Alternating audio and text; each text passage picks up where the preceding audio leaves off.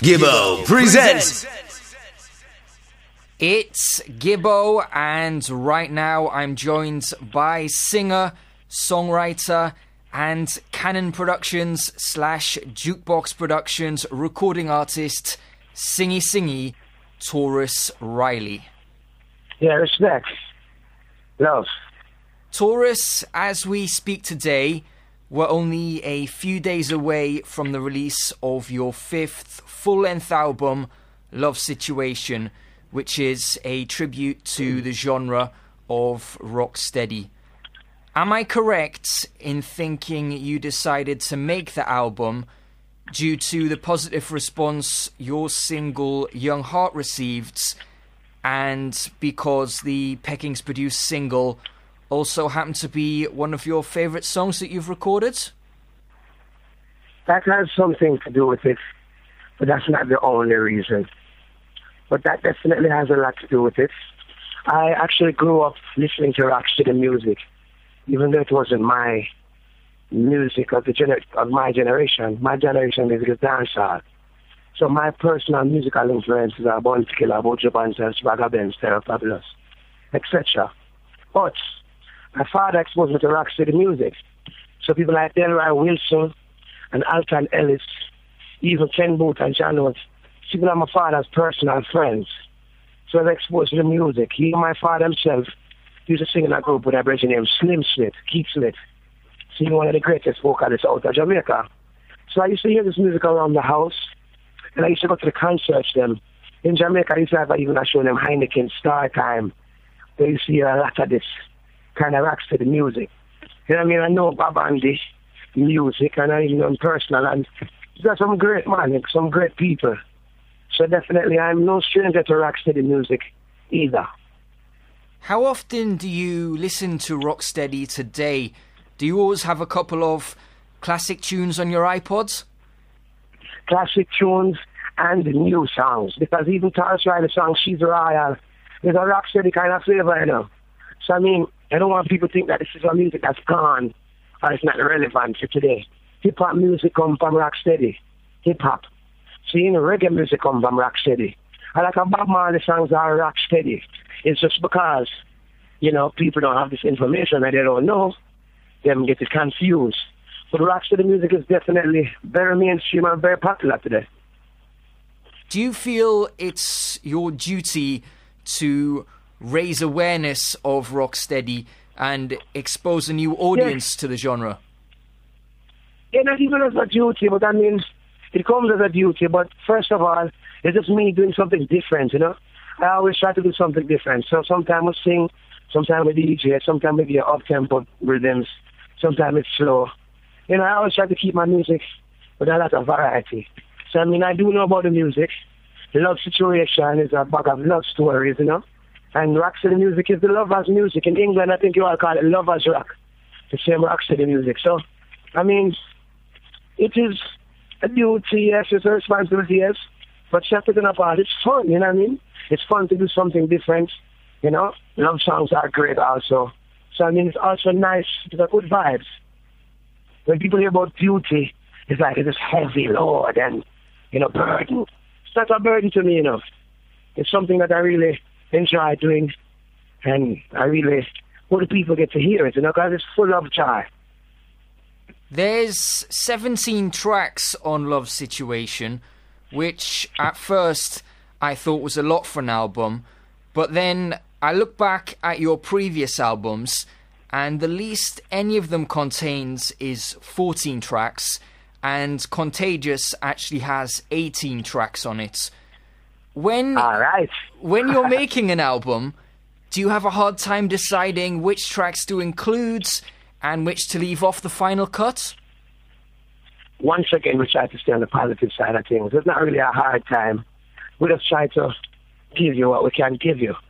You know what I mean? And sometimes you have a favorite, but when you check it out, maybe it's a personal favorite and maybe the rest of the team pick something else. So we try to make it like a good conversation, even though at the end of the day, you know me, I'll have the last say. You know, but I try to make it an open conversation for everybody who's a part of the project to tell me what they think and so forth, you know? Because even this album, we have lots of songs that never made this album. Is one of the reasons why there's a lot of tracks on many of your albums because you like to make sure your fans feel like they're getting their money's worth when they buy a Tarrus Rileys album? Definitely. And also, we love to write music and to make music. So sometimes in creating, you just keep on creating because the juices are flowing, you know what I mean? But definitely, we want fans to know that when them spend their money to buy a Tarrus Rileys CD, or them spend their money to come to a Tarrus Rileys concert, it's no joke. It's real. I give you, like, my best. I can only give you my best, and I give you my best, you know what I mean? Love Situation includes a remix of To The Limit, featuring Conscience. Yeah, man. And yep, that's my brother. And also a remix of another one of your recent hit singles, One Drop.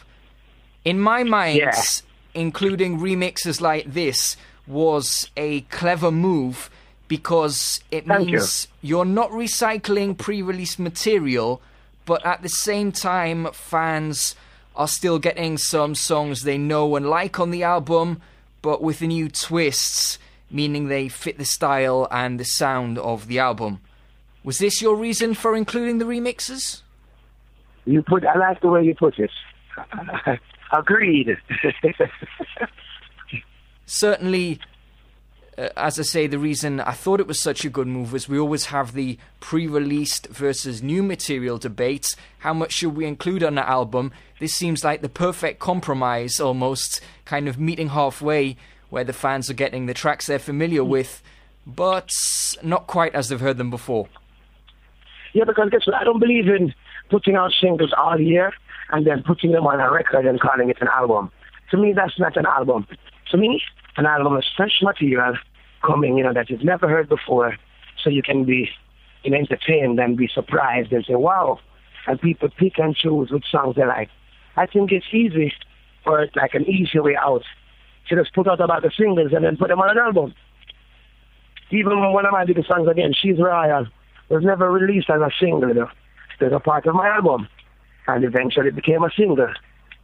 So that's how I like to do it. Speaking of singles, the lead single from the album, Love Situation, Them I Watch, has been getting an increasing amount of attention and radio play over the last couple of weeks. Why did you choose to make this the lead single, and was it an easy choice to make? Yeah, man, everybody likes it. There's so much great songs on here, we had to start somewhere. So it's just flip a coin. So let's flip a coin, you know what I mean? But there's a lot. I'm excited about a lot of songs on this album. You have Sail Away with Me and You, right? You have 5 Days Left with Me, Pick You and Mr. Cheeks. You have Burning Desire. You have Cry No More. We have a lot of singles on this project. We have Speechless. You know what I mean? We have a lot of songs on. I'm excited. The album will be released on CD, as well as being made available for digital downloads. It's available now.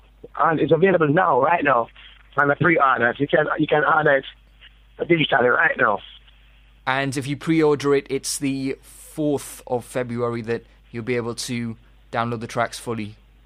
Yeah, man, so you can get it right now digitally, and on the 4th it will be physically available. Today, some artists decide to no longer release their albums on CD as they feel that decreasing sales across all genres of music means it's not worth their while. Presumably, you don't hold this view? No, music is art. People would like to collect art, like to collect actual CDs and T-shirts and stuff like that. In other places of the world, they collect vinyl, records. Like people who are into art like to have physical copies of, the things that they love. People would love to have a Bob Marley record to put on their wall just for collectors. People still are into reading inserts and looking at album covers and stuff like that. There's a lot of people in the world who love that. So why take it away from them? As the album has a bit of a throwback feel, did you ever think of releasing it on vinyl?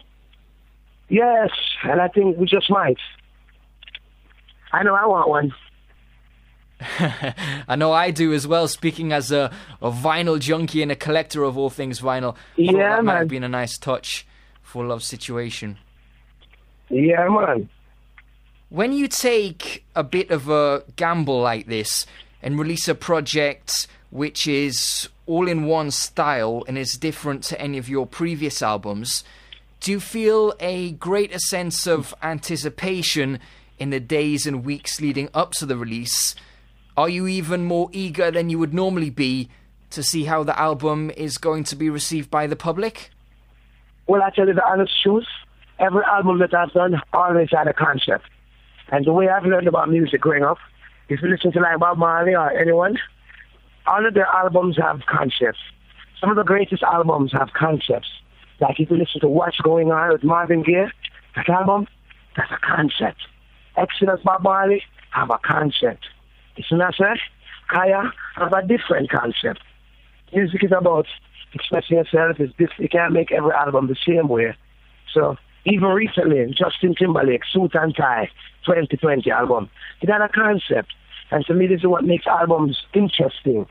So, you know, if you get it one way this time, you can look forward to something different. Even people in the movies, when they play one character this time, tomorrow they play a different character. You know, to show versatility and to show that they have a lot of different style and pattern. So it's all about having a concept and dealing with it. To me, that's creative. You're currently on tour in the US with Dean Fraser and the Black Soil bands. How many songs from Love Situation are you performing during your shows on the tour? What's the right ratio of new material to past and current hits? Well, it depends on the mood. But I mean, we rehearsed like three songs. And you know, differently from my album, I put out a lot of music. So I have a song like My Day, released on the Chimney Records label. We play that, and that's a new song. We play it to the limit in the original form. You know, so we have a lot of new music that people love, and at least 3 to 4 from the Love Situation. And also, because you know, tour, you have a lot of time on stage, so you can talk and present your music, and you know what I mean? Aside from your US tour, you have dates in Belize and Bermuda on your schedule for this year. But do you have any plans to return to Europe? Yes, man, hopefully in August. If it is Jah will, let it be done, but hopefully in August. And will that be to perform at some of the big festivals across the continent? No. I think we have personal Tarrus Rileys gigs also. I don't think it's a festival situation. The 2014 Grammy Awards recently took place at the Staples Center in LA, and once again they were criticized by many people within the reggae community. How relevant do you feel the Best Reggae Album Grammy is today? I mean, for people who like to collect awards, a Grammy, a big American Society award, it's cool. But I mean, I've been doing fairly well without a Grammy, and I know a lot of people who've been doing very well without Grammys. I don't think it's the pinnacle of a reggae artist's success. But, you know what I mean? I just think it's another award, and it doesn't have to do with record sales or anything like that. So, I mean, hey, you win it, you win it. You don't win it, it's all good. It's more about, to me, it's not about awards from every little society, you know. It's about how the people receive your music and what your music means to people. That's just from me. And like I said, I wouldn't mind winning one, but I mean, that's not my heart desire. That's not what I'm looking for to be my hiatus in the business. Do you feel your view is shared by a lot of people within the reggae world today? But I don't know. I can only speak for myself. Honestly. To be honest, I can only speak for myself. There are a lot of people who, as in Jamaica, we would say, them hearts are bleed blood feet. You know what I mean? But not my one. Ziggy Marley won the award this year for his album In Congratulations. Concert. Beres Hammond, Sizzla, Sly and Robbie and Snoop Lion also made the shortlists. Do you think that the right album won the award this year? Well, I don't know how they got to that decision.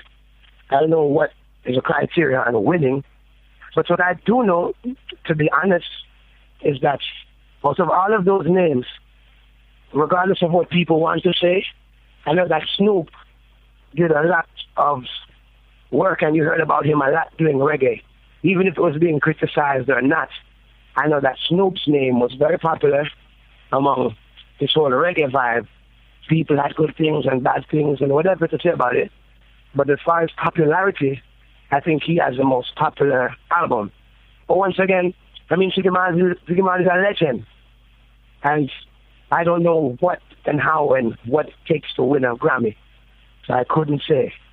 And I'm a big fan of Sizzla, as you know, and I have the highest respect for Barry Salmon. So I just got to say congratulations to the winner. Do you think we have a problem that the right albums aren't getting nominated for the awards? Or some of the most deserving albums missing the shortlist?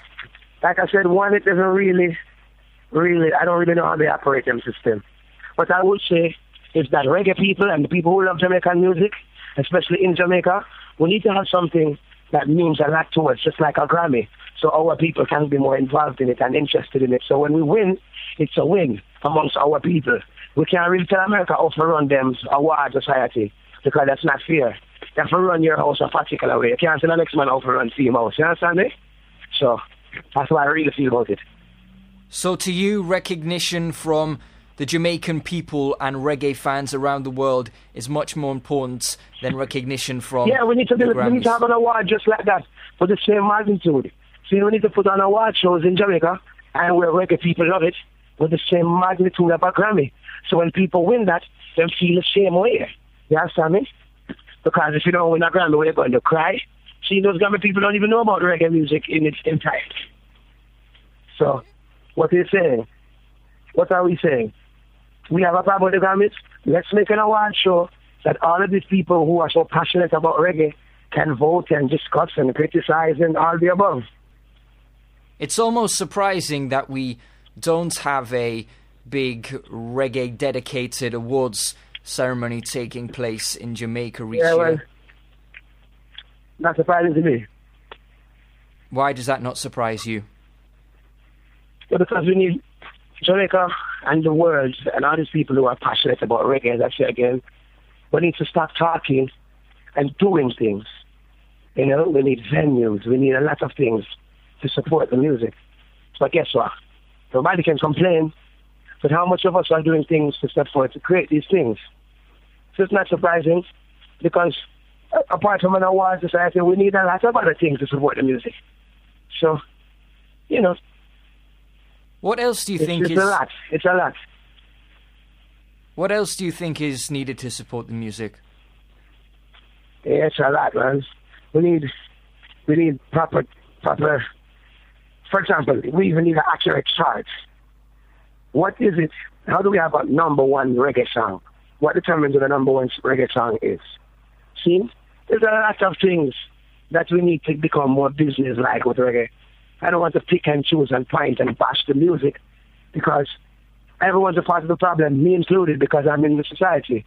I'm just saying that as far as Grammys are concerned, we need to have something that means something to us, just like how the Grammys mean something to us. That's my point. Do you think there's anyone or anybody who is in the position who could put your ideas into action or move things forward? Nobody. It has to be everyone. All artists, producers, engineers, musicians, etc. All of everyone.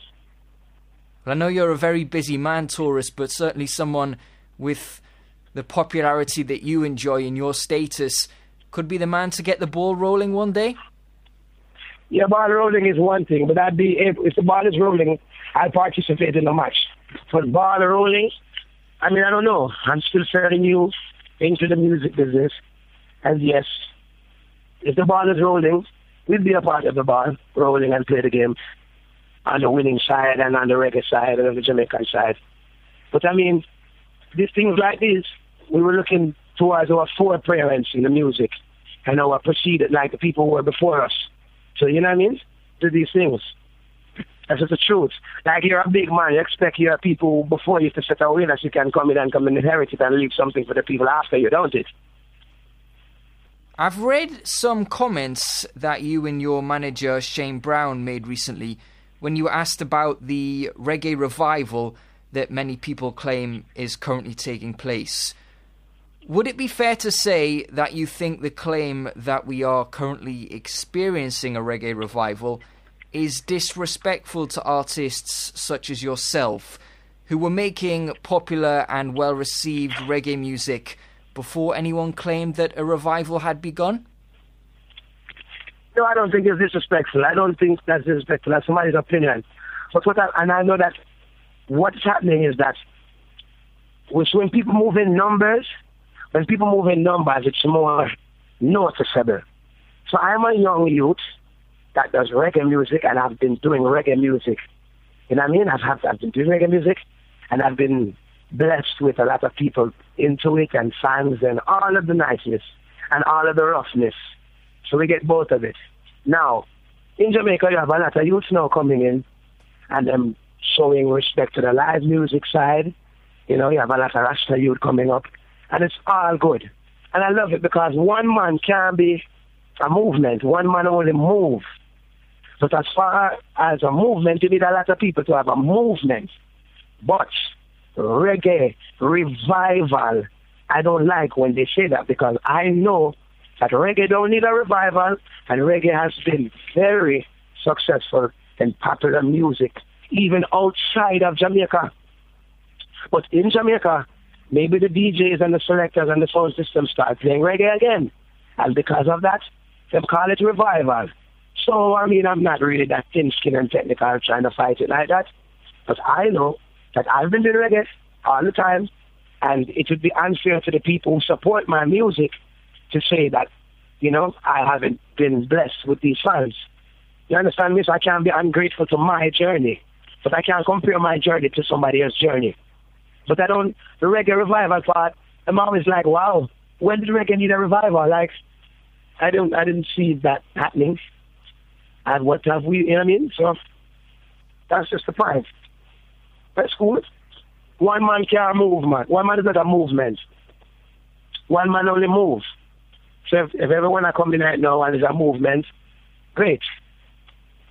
So if we were to say that the term Reggae Revival referred to a general shift in the Jamaican public's musical preferences, as opposed... I can't say that, because like I said, Jamaican people always love reggae.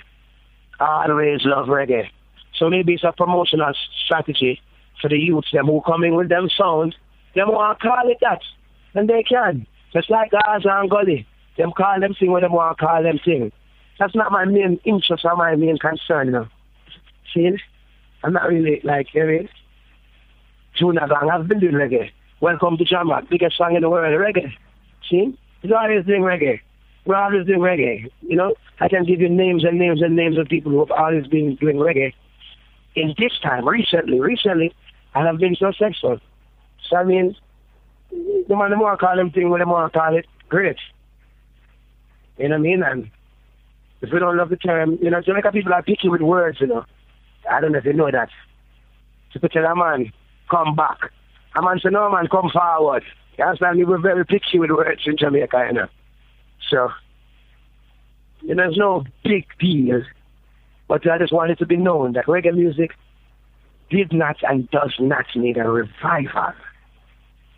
If the so-called Reggae Revival is a marketing or promotional tool, as you suggested, do you think it's a good one? Is it working? I mean, hey, I don't know. I wouldn't. You have to ask the revivalists then. I don't know, because I'm not like following it up like that. I don't know. You'd have to ask the ones who are classed as a revivalist or who are known as revivalists. I don't know. Just before we finish, I've got one last question that I need to ask you. I'm a big Soundclash fan, and one thing I must commend you on is the quality of your dubplates. It always sounds like real effort has gone into the writing and recording of them, and you managed to turn a love song into a battle-ready dub the way few artists can. Is writing and recording dubplates something you really look forward to doing? Yeah, it's fun for me. And it also comes from me being a DJ, a dancehall DJ, idolizing people like Baby Wayne and Bojo Panton and Shabba Ranks and all them man there, you know what I mean? Bounty Killer, the dubplate master, Mad Cabra, the genius. You know what I mean? So that comes from me just, the dancehall part of my roots and the DJ part of my head. Yeah. You know what I mean? So that's where it comes from. I remember, having Stone Love cassettes and Jaro cassettes and hearing Spada Benz with some wicked dubplate. You know what I mean? So something that I just really like. It's fun for me. Are you a big Soundclash fan? Do you get to follow the scene? Yeah, man, I love Soundclash business, bad man. It's nice. It's like sports to me, like the World Cup. It's fun. Tarrus, thanks a lot for your time. Yeah, man, thank you, man. I big up you. I know you're calling from far, and I appreciate it. And, you helped me a lot in getting my view and what I represent to people, you know what I mean? I appreciate it. Gibbo.